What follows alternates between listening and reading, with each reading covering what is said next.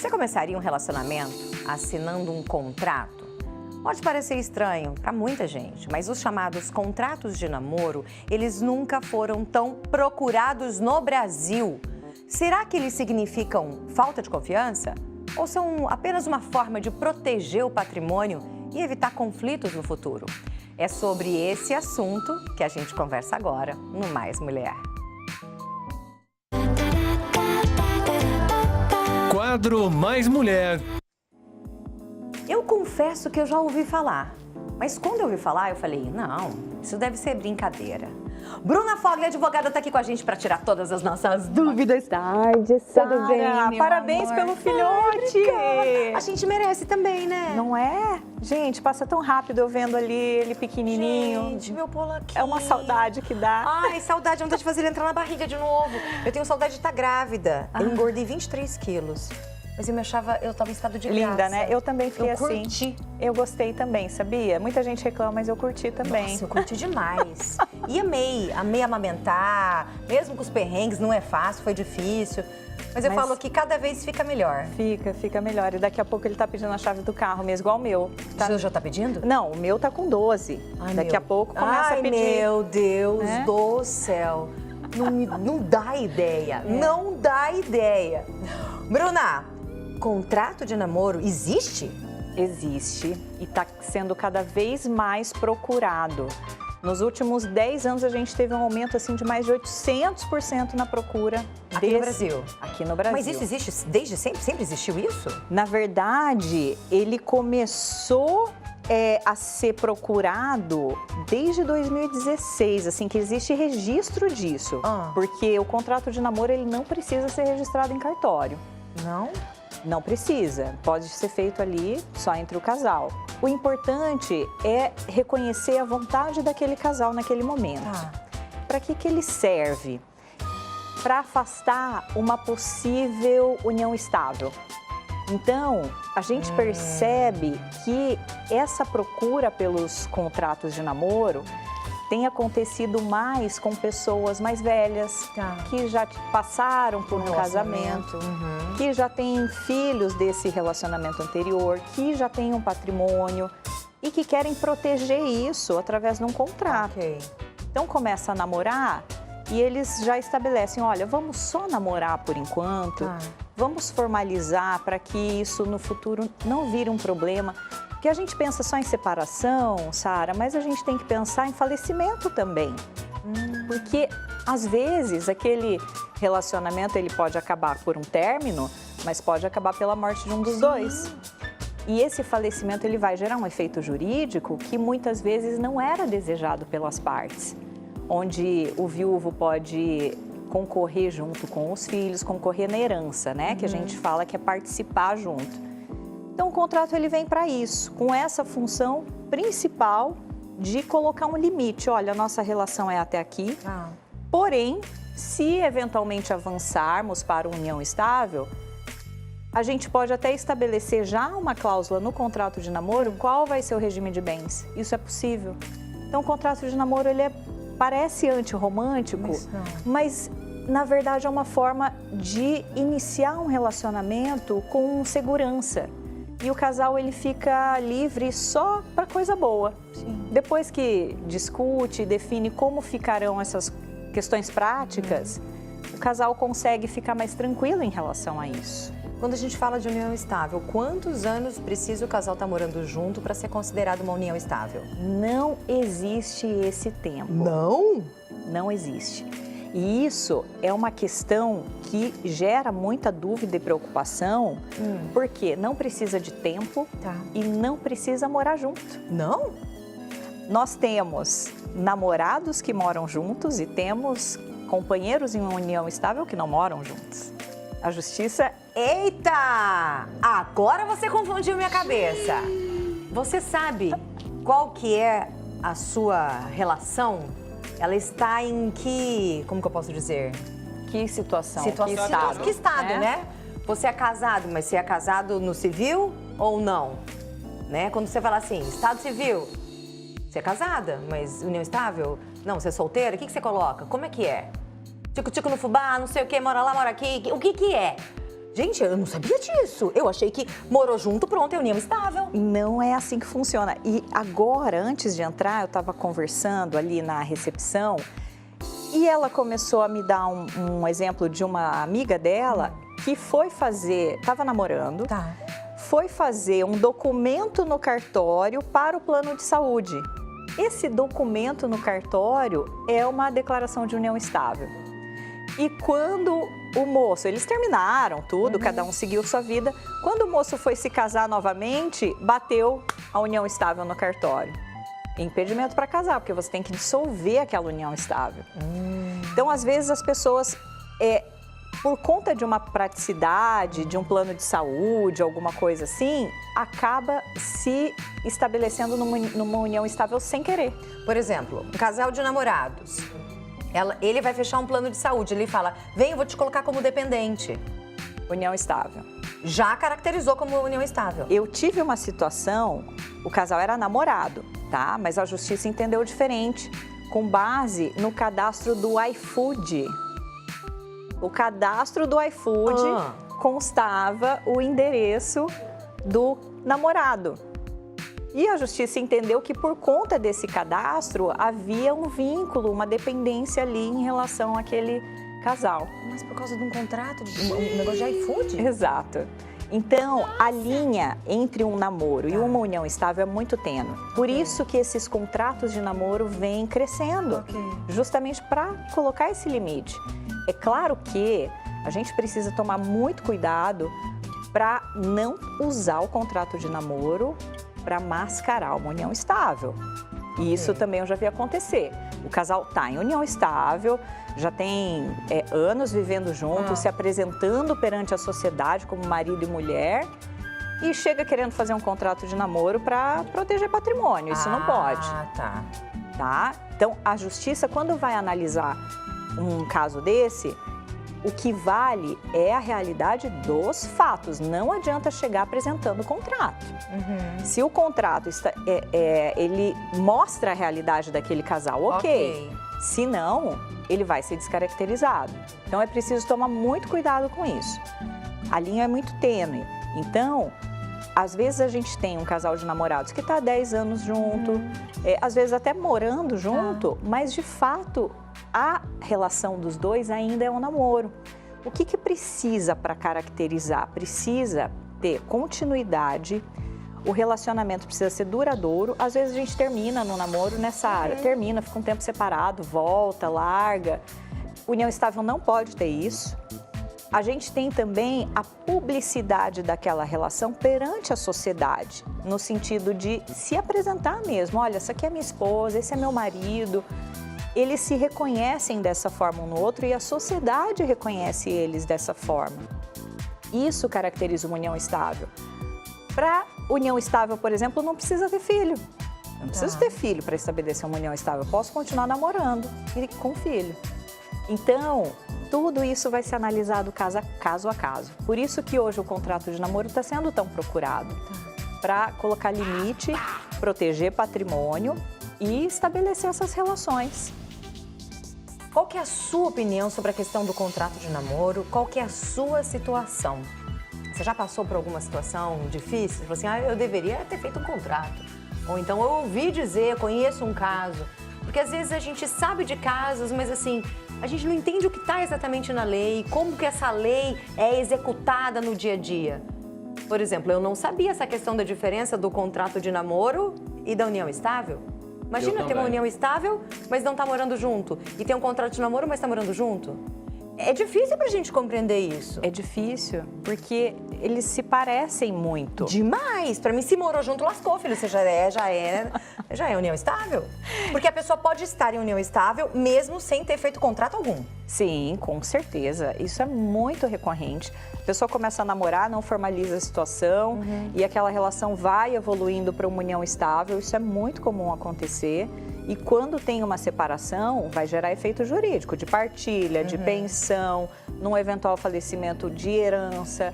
Então, tudo isso vai ter um efeito que, como eu disse, às vezes a pessoa não quer. Porque quando a gente está numa união estável sem formalizar, o regime que se aplica automaticamente é o da comunhão parcial de bens. Ou seja, tudo que o casal adquiriu durante aquela relação, não importa se foi o marido ou se foi a esposa, ele vai ser partilhado se tiver uma separação, ele vai ser partilhado se tiver uma herança, porque o viúvo, a viúva, ele vai entrar como herdeiro. Então, isso tem efeito.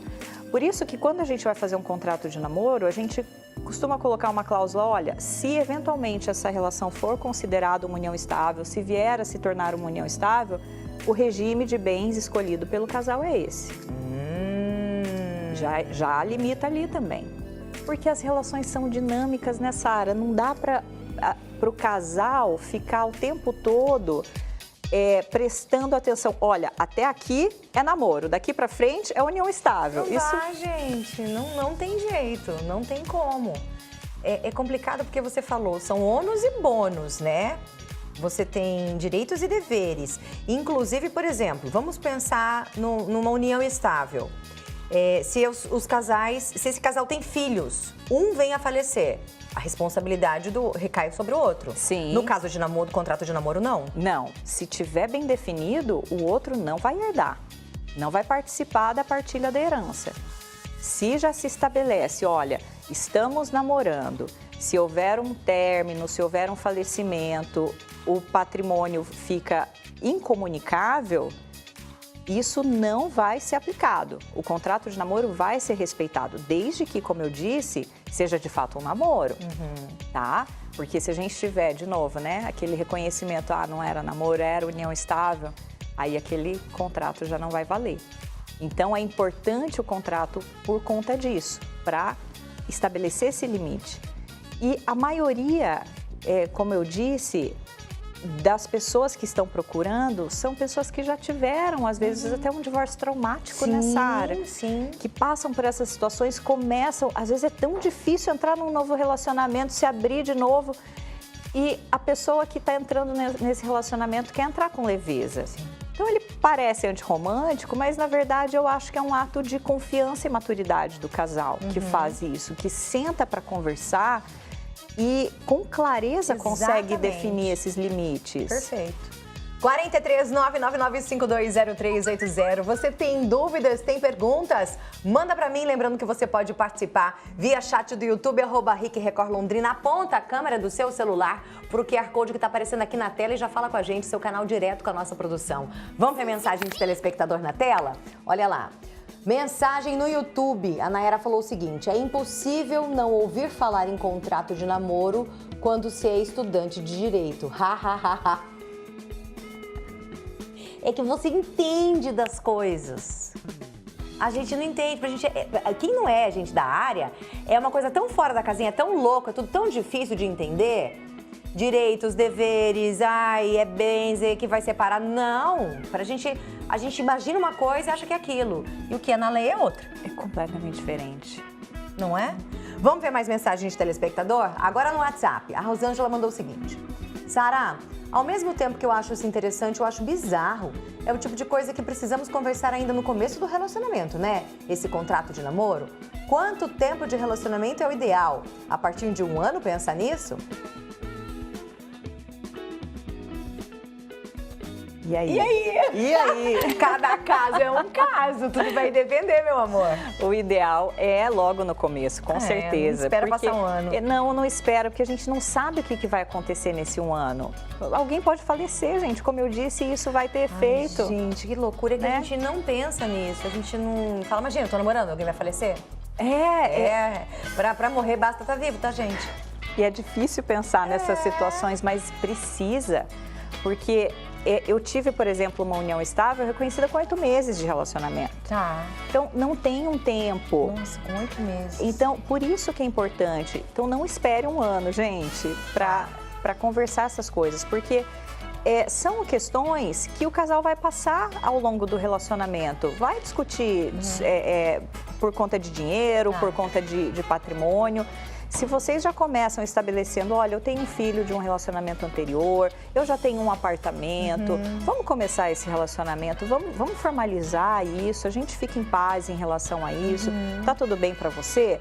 Poxa, se a pessoa já fica ali com aquela reação negativa, desconfia no mínimo, né, gente? Porque a pessoa que realmente está com o outro para curtir, para aproveitar os bons momentos, não vai se queixar de fazer um contrato desse, de estabelecer essas situações, por mais que sejam questões delicadas, e são, né, de se abordar, mas é o seu patrimônio. É o seu filho, tem coisas envolvidas que são maiores. Então, às vezes, ficar com esse receio de não conversar é pior. E a questão do testamento, ele vale? Vale, com certeza. Se a pessoa deixar escrito, por exemplo, caso eu vou falecer... Gente, eu não falo nem questão de dinheiro, tá? Às vezes até com que o seu filho vai ficar. Em caso de falecimento, se um dia eu vier falecer, eu quero que o meu filho fique, sei lá, com o meu marido, eu quero que o meu filho fique com o pai dele, eu quero que o meu filho fique com os avós, com os tios. Não sei. Isso pode ser manifestado? Pode, deve, precisa, ainda mais quando tem filho menor. Porque se você era responsável pelo seu filho, quem que vai ser responsável por ele dali para frente? Pode ser que tenha uma briga entre os avós, entre os tios, e o testamento ele vem também para proteger essa vontade. Testamento é ato de última vontade. E testamento tem que ser registrado em cartório? Preferencialmente. A lei até estabelece em outras formas que precisam seguir uma solenidade. Então, não basta eu, na minha casa, sentar e escrever um testamento, gente. Esconder. Não é assim que funciona. As pessoas têm que saber, tá? Não adianta esconder. Exato. Precisa de uma solenidade. Então, o ideal realmente é fazer em cartório. E as pessoas às vezes ficam receosas, mas eu vou fazer em cartório e todo mundo vai ver meu testamento? Não, porque ele fica numa central até você falecer. Então, o seu testamento só vai ser aberto no seu falecimento. Sério? Exatamente. Não sabia disso? Ele fica em sigilo. Tipo aquelas joias de banco que a gente vê no filme. Mais ou menos isso. 43 999 520380, mais mensagem de telespectador na tela pra você. A Flora mandou o seguinte: olá, Sara, gostaria de saber qual o risco de divorciado por continuar abrigando o ex-marido que não tem onde morar. Então, eles são separados, eram casados, são separados, divorciados, e ela abriga, mas eles moram juntos. Boa pergunta, Flora. E aí? Boa pergunta. E aí? Nesse caso, não tem uma união estável caracterizada, então tá tudo bem. Se a casa é dela, não vai ter o risco de, no futuro, se ela vier a falecer, aquilo ser considerado uma união estável. Mas é claro que, para evitar uma discussão com filhos e outros herdeiros que talvez ela tenha, é importante formalizar. Então, fazer um contrato ali de mútuo, olha, eu estou deixando você morar aqui gratuitamente, está tudo bem, mas vamos formalizar essa situação só para deixar tudo às claras. Vamos fazer isso, gente. Importante, tá? Vamos para mais mensagem de telespectador. A Rose também mandou mensagem. Boa tarde, Sara, tudo bem? O contrato de união estável foi feito para uma das pessoas não ter direito a nada? Pode ser revertido? Quando o contrato da união estável foi feito para uma das pessoas não ter direito a nada. Tem diferença, doutora, da questão do contrato de união estável para essas questões de casamento? Sara, qualquer contrato, seja de união estável, contrato de namoro, pacto antinupcial, se tiver alguma cláusula que restrinja direitos, que ofenda a dignidade da pessoa, cláusula abusiva, ela é nula de pleno direito. Então, se tem ali uma cláusula estabelecendo que ela não vai ter direito a nada, que se em caso de separação ela não vai poder ver os filhos, essa cláusula é nula, gente. Existe isso? Existe. Se a gente se separar, você não pode ver os filhos? Tem gente que coloca isso em contrato. Ah, pelo amor de Deus. Você já viu isso? Já vi isso. Ai, Bruna, pelo amor de Deus. Não, gente. Eu já vi isso. A gente morre e não vê tudo nessa vida. Pelo amor de Deus. Bora para mais mensagem de telespectadora. A Lume mandou o seguinte. Boa tarde, sou a Lume. Estou morando junto já há quase 2 anos. Coloquei meu companheiro no meu CAD único. Então, se acaso viermos nos separar, tem que fazer os trâmites igual a separação, no cartório, tudo? Doutora Bruna, o que é o CAD?